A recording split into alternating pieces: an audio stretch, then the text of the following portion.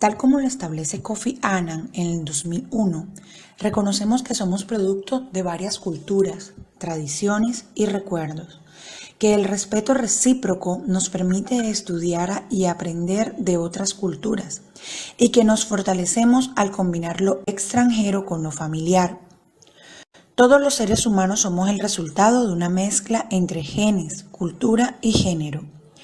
A medida que han pasado los años en la historia de la humanidad, nos hemos visto en una serie de transformaciones.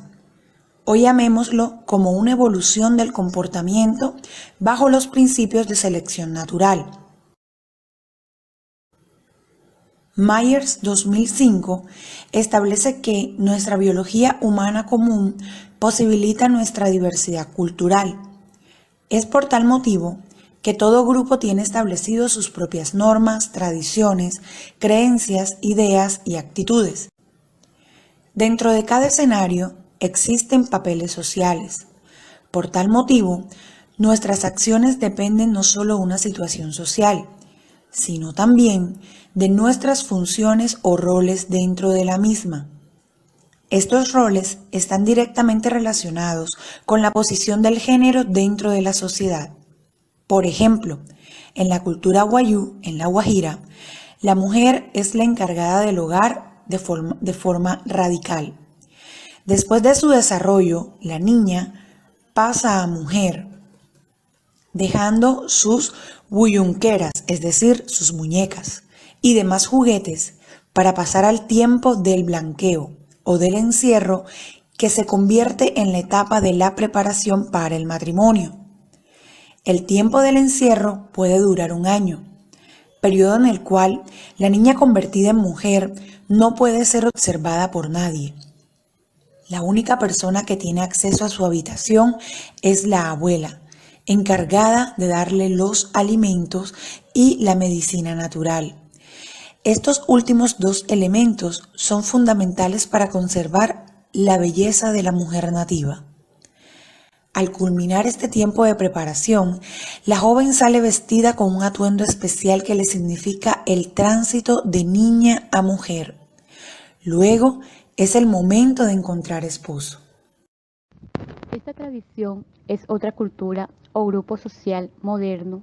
Sería rechazado bajo la perspectiva de que los niños deben vivir sus etapas, hacerse adulta, tener una realización personal, crecer y luego, cuando ellos lo consideren, podrían conformar o no un hogar. Además, que esta ley sería abuso hacia un menor de edad. Es entonces donde vemos un aplaste de la individualidad, como lo establece John Stuart Mill. En algunos casos, la cultura y las tradiciones generan presiones sociales. Amartya Aksionik establece que las presiones sociales que la comunidad impone son un fundamento de nuestros valores sociales y como resultado los individuos cambian el comportamiento o sus creencias para estar de acuerdo con los demás. A esto le llamamos conformidad. El siguiente video muestra un fenómeno social cotidiano en un parque. Este fue grabado el día jueves 12 de septiembre a las 5:23 p.m. en el Parque Bellavista de la ciudad de Barranquilla. Observaremos el comportamiento de los niños y sus padres, con el fin de explicar los términos de conformidad, obediencia, acatamiento y aceptación. Del mismo modo, analizaremos la influencia de las normas y del comportamiento de quienes se encuentran en el lugar. ¿Tendrá norma establecida? ¿Actuará conforme a su creencia o se adapta a las acciones de otro? Muzafer Cherris establece que en la vida cotidiana los resultados de la sugestión a veces son sorprendentes. Una persona tose, ríe o bosteza y otros hacen lo mismo. Bajo esta perspectiva hemos observado la forma en que los niños actúan conforme a los demás. Existen normas en todos los espacios públicos de la ciudad, como por ejemplo no arrojar basuras, cuidar los asientos, los elementos del parque, etc.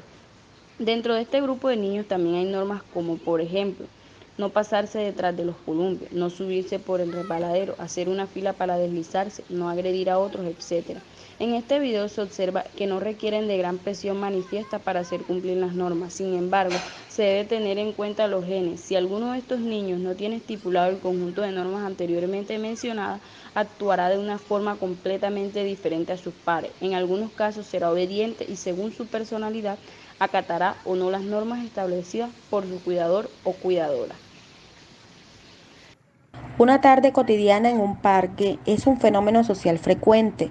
En términos de género, dentro de la cultura de la costa colombiana y otros, anteriormente la mujer se encargaba completamente de las labores del hogar, de sus hijos, de su salud y bienestar y de su desarrollo cognitivo, entre otros aspectos. El hombre cumplía el rol de proveedor, llegaba a casa y era atendido por la mujer e hijos.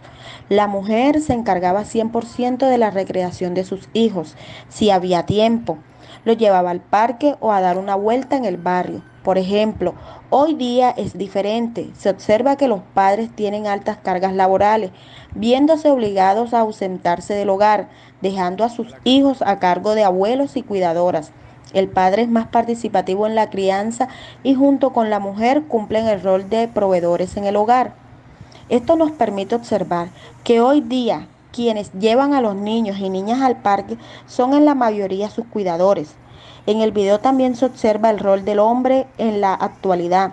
Padres participativos que llevan a sus hijos al parque. Algunos solo se sientan a tomar su celular y esperan que su hijo o hija jueguen libremente. Otros se encargan de velar porque sus hijos tengan el comportamiento adecuado y cumplan con las normas sociales ya establecidas. Podemos observar padres que se limitan a un asiento, pocos participativos en el juego y en el compartir, pero también se observan padres que dejan su rol ancestral y se encargan de jugar con sus hijos. También se observan madres comprometidas con el escenario y otras madres dedicadas a los elementos electrónicos. En este fenómeno social se visualiza significativamente la influencia de grupo. Meyers 2005 establece que, aunque las normas varían con las culturas, los seres humanos tenemos algunos en común. En este caso, las normas en común son el buen cuidado del parque, el respeto hacia los demás, el buen uso de los elementos del parque, resbaladeros, canchas, columpios, etc. y la sana convivencia. A esto se le puede denominar normas de amistad. También se observa la empatía. Podemos observar cómo algunos padres se ponen en los zapatos de otros, buscan que su hijo o hija tenga un buen comportamiento para que otros padres no se vean afectados en el caso en el que su hijo sea agredido o rechazado. Buscan el bienestar para todos bajo la perspectiva de cómo se sentiría el otro. Por tal motivo tratan de que el niño o niña cumplan con las normas sociales establecidas. Del mismo modo, en este escenario lleno de libertad y adrenalina para los niños, los cuidadores comprometidos buscan evitar a toda costa un comportamiento físico o verbal cuya finalidad sea lastimar al otro. Es decir, procuran un comportamiento correcto con la finalidad de evitar todo tipo de agresión como producto del juego, la libertad y la edad de los participantes. Recordemos que son niños en proceso de formación en valores. Por otro lado, se puede observar lo que Judith Rich Harris denomina como la suposición de crianza. Rich Harris establece que la manera en que los padres educan a sus hijos dictaminan qué llegarán a ser. Esto muestra que, tal como establece Meyers, la comparación entre los niños amados y maltratados muestran que la educación de los padres sí importa. Los niños aprenden y asimilan desde casa muchos valores y normas, pero su personalidad se moldea con el ejemplo de los padres y la crianza. Es por esto que en este fenómeno se observan diferentes formas de actuar, jugar y compartir. Retomando los conceptos de conformidad, obediencia, acatamiento y aceptación, podemos concluir que dentro de este fenómeno social cotidiano, los niños constantemente cambian su comportamiento para estar de acuerdo con otros. Del mismo modo, se observa una conformidad que les conlleva actuar de acuerdo a una petición de sus padres, cuidadores o de otros niños, aunque no quieran hacerlo internamente, como por ejemplo no subir por el resbaladero.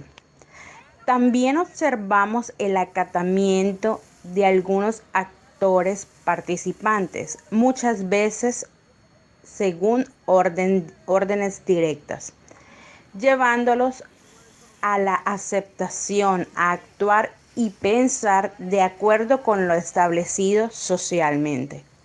Se concluye entonces que la cultura y el género y las normas influyen significativamente en el comportamiento social de cada individuo.